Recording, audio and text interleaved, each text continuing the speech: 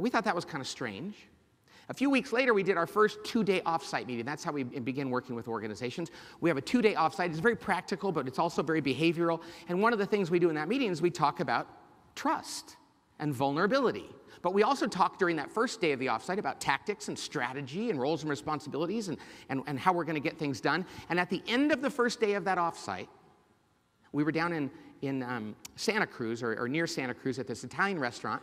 I remember it well, and for dinner, and we had wine with dinner, which you know is the great elixir of truth on most executive teams.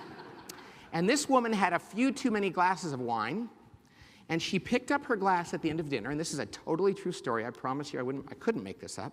She raised her glass, like in a toast, and said, "Hey everybody," and we were like, "Yeah?" She said, "I want you to know I've been married for 10 years now. I just barely learned to trust my husband this year, so I'm not going to be trusting you guys anytime soon, if ever. Cheers." And we were like, cheers, all right. And I stepped outside with the CEO, also a woman. She and I stepped outside after this toast, after the dinner, and we said, "I think this is the trust issue we've got here. The vulnerability issue." And as much as we wanted to go out and get Dr. Phil or the local priest or minister and this woman's mama in for some deep tissue therapy, we said, "Hey, we got a company to run here, but we got to get her to open up and be more vulnerable." And we tried.